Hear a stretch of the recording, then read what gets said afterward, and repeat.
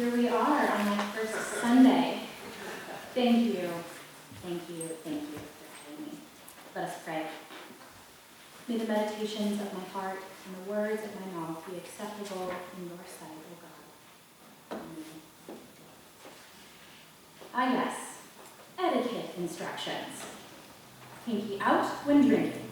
Use the salad fork first, then work your way from outside to inside when using your cutlery. No, you cannot use a fancy straw, even if it's a fancy meal. Always remember where your napkin should be. Never slurp your soup, don't slouch, and keep your elbows off the table, young lady. You've all heard some of these instructions, maybe even given them to others, moms out there. I hear my own mother's voice loud and clear during some of these instructions. She was teaching me to be a proper lady at my first Thanksgiving dinner where I was allowed to sit at the adult table. Being proper or perfect wasn't on my mind. The green bean casserole and the mashed potatoes were. But I didn't get to eat first anymore. And I knew it was supposed to be exciting for me to be at the adult table, but I didn't know why. I had to give up eating like a messy kid, and I had to have boring adult conversation. Just didn't add up to me. In the gospel reading for today, Jesus is invited to a wealthy Pharisee's meal on the Sabbath day nonetheless. And it's here at the meal where Jesus turns the norm upside down as usual. After people assume their seats because of wealth and status and honor, Jesus tells a parable where the most proud and the most humble are seated accordingly, and the most humble are asked to move up to a better seat.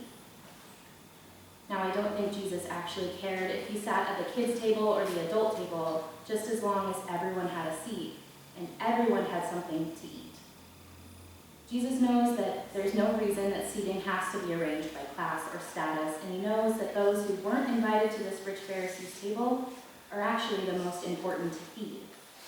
Jesus reminds us that the table is set for all, not just for some. Grace is given to everyone who comes to the table, not just the adults, and not just those with their napkins in their laps. In society today, we are so transactional. We expect to pay X price for Y goods, and that's that. We expect if such and so invites us to their wedding, we invite them to ours.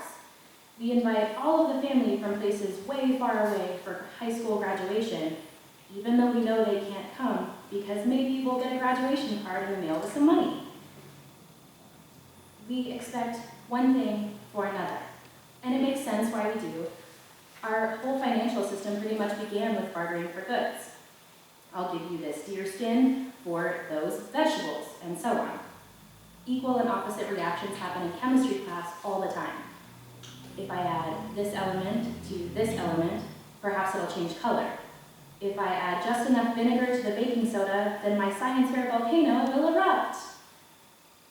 In the words of Professor Caroline Lewis at Lutheran Seminary, in a world with exchanges like this all around us, we then run the risk of preaching and teaching a faith that's contractual.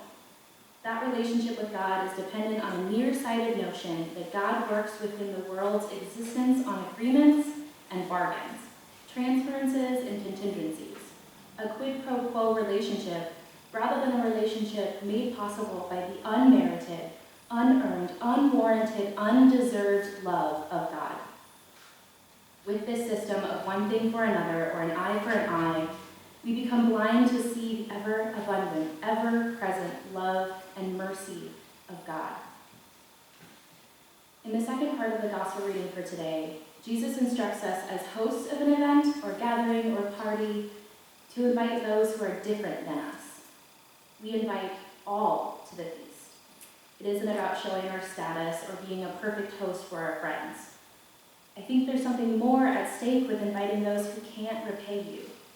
The poor, the crippled, the lame, the blind, all those mentioned in verse 13. They can't repay you as others do in a typical social setting. They don't have much to give back, and that's okay. We, as people of God, are meant to set the table for those who cannot. We're meant to serve and give and feed. We're called to invite others, no matter what they look like, no matter what they've done or haven't done, and definitely no matter if they are wealthy or poor. When we live in a world where everything is quid pro quo, it's hard to imagine a God who asks for nothing in return while giving us everything that we have. So the question becomes, with what you do with what Jesus asks. If you only preach a sermon on manners, that doesn't sound attractive. But I began that way to prove a point that we are all given a chance at the Lord's table. We may not always agree on what the core of the gospel message is each week, but few of us could relate a gospel with books on etiquette or videos on how to properly fold your napkin. Instead, I believe Jesus gives us the courage to be hosts for things like our Saturday community breakfast or our food truck just a couple days ago, where we had a line around the block. We have the ability to share and care for people in ways that others don't. We're able to set the table for all, showing God's love. This congregation is so inviting. I can attest to that. And we have a community around us that's in need of invitation. We don't always have the perfect table manners, and Jesus doesn't mind. We won't always have the perfect food, and Jesus doesn't care. Someone might not have enough money for the offering each week, and Jesus doesn't mind. We won't always get a smile or a thank you when we give out fruit and veggies, but Jesus doesn't care. Jesus invites us to come as we are to the banquet table that is always set for you and for me. This banquet table is set for the lowly, the weak, and the downhearted. Jesus sets this table for us, all of us, now and always, because we all come to the table of mercy in need of something. We are among the people who are Jesus' body. We are the crippled, we are the blind, and we are the poor. When we eat with others, coming as our broken and beautiful selves, we are eating at Jesus' table, just as his disciples did long ago. When we come to the table together, sharing food and our time with others, asking for nothing in return, that's when we are Christ's disciples. When we share the table with those who are different, we are Christ's body. When we love one another without expecting anything back, we are Christ's people. Amen. Please stand.